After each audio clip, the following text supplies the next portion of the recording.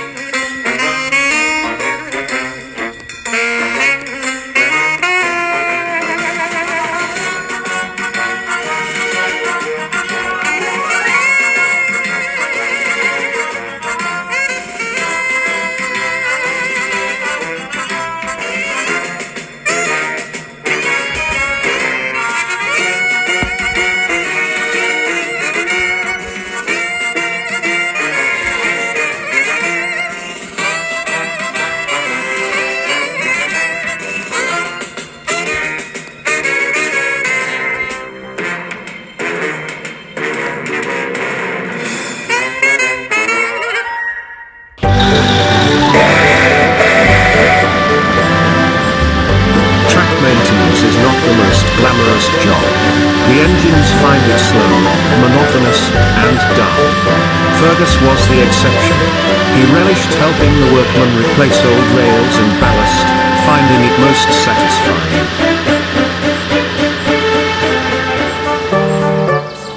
You can't do it right on the wrong rails, you know. Without this work, your treasured express couldn't run on time. The other engines would just roll their eyes in disgust. If you asked them, Fergus was more than welcome to it. One evening, Fergus was preparing to take a maintenance train down Edward's Line. Tracks between Lower Sudbury and Upper Brendan needed to be replaced. Workmen loaded their tools into a van, behind which Fergus coupled 2 trucks of ballast and a flatbed of new rails and sleepers. When all was ready, he pushed the train down the line.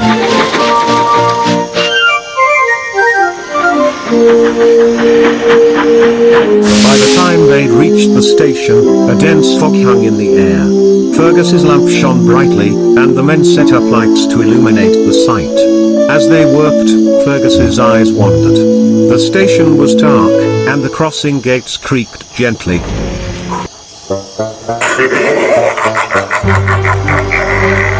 A demonic laugh broke Fergus's trance. In front of the flatbed was a van. It bore a devilish grin, and its demonic eyes were fixed on him intently. Strange. I don't remember putting a van there. Fergus, you left our tool van behind. I did not. It was right at the front of the train. Perhaps you should check this. Fergus stopped short. The van was gone. We need our tools, you idiot. Take us back to the yard at once. When they returned to Wellsworth, they found Boco and the missing tool van.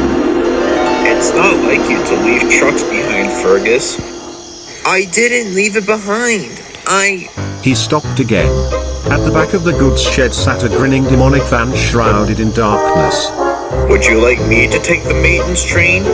You seem distracted. Fergus looked back at the shed. Once more, the van was gone. I'm fine, Boco. The fog must be playing tricks with my eyes. Anyways, I better be off at once. With the tool van behind him, Fergus left the yard once more. For an engine known for his focus on the task at hand, his mind thought only of the strange van. He kept a watchful eye all the way up the line.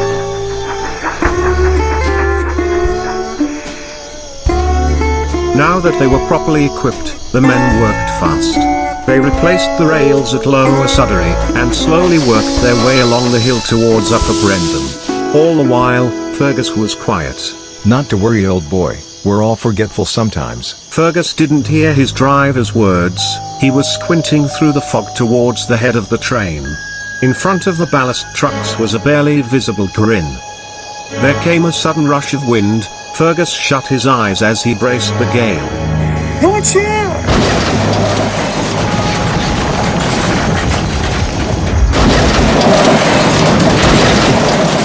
Fergus opened one eye to identify the source of the noise, only to find himself face to face with the van and its demonic smirk. I don't know who you are, but I Suddenly, Fergus was being pushed down the hill. His brakes screamed as he tried to hold the train, the sound mixing with the howling wind and the demonic cackling of the van. Fergus shut his eyes, straining with all his might. With one last effort, he stopped at the bottom of the hill. He opened his eyes, and once again, the van was gone. By morning, the fog had cleared, and Boco arrived with the breakdown train. The workman spoke to Fergus. Wow, that was some mighty wind. It blew one of the ballast trucks over and sent it toppling down the hill. The tool van must have rolled back and bumped into you. Wind can't blow a loaded truck off the rails. And where is the other van? Fergus, we keep telling you, there was no other van except the one for our tools. Now, we must get this mess cleaned up. I'll find that van and wipe that smug smirk off its face. No one interrupts my work. You're not likely to find it, for it doesn't exist. Whatever do you mean, Boco? Railway men have always been superstitious about the number 13. But that doesn't just apply to engines. When batches of wagons were built, the 13th was always treated with apprehension. Superstitions are nothing but tish-tosh. I heard of a particularly unlucky man, supposedly the 13th in its batch, and misfortune certainly followed him. One night, Adam derailed while he was moving into some old sidings. When Alice came by with a crane, the van had, well, vanished. What happened after that? Some say it was broken up for scrap, while others swear it's a trickster roaming the rails in the pursuit of mischief. When things go wrong without reason, it's likely the work of the 13th van. Many dismiss it, but you know what you saw.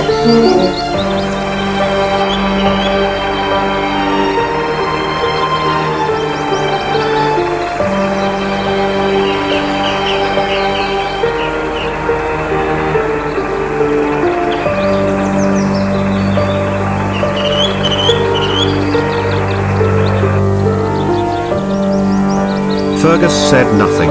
As far-fetched as poltergeists seemed, he couldn't explain how the van moved and disappeared of its own accord. He continued his work with the maintenance crews, but was more focused and alert than ever before. He would never admit to believing in ghosts, but every foggy night, he remains on guard, lest he receive a visit from the 13th van.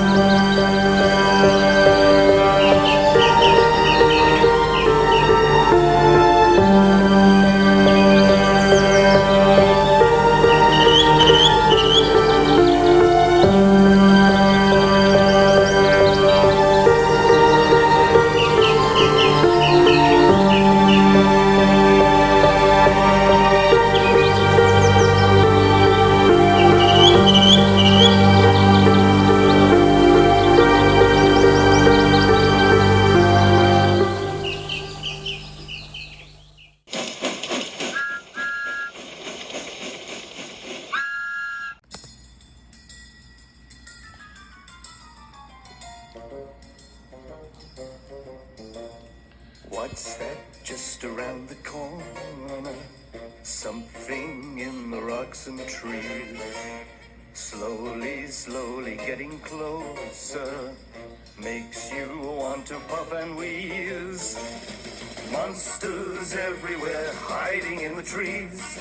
Just behind the rocks, blowing in the breeze. Monsters everywhere, doing as they please. They try to scare you. Is your boiler getting colder as you slowly puff around?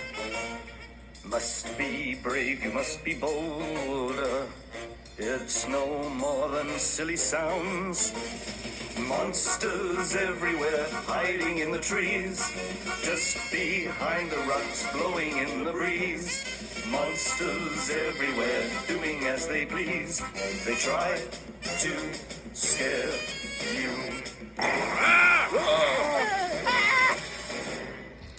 Look out, look out, they're all about. Where? Look out, look out, they're all about. Where? Look out, look out, they're all about. Where? Oh, that's not so scary. Monsters everywhere, hiding in the trees. Just behind the rocks, blowing in the breeze. Monsters everywhere, doing as they please. They try to scare you. Monsters everywhere, hiding in the trees. Just behind the rocks, blowing in the breeze. Monsters everywhere, doing as they please. They try to scare you.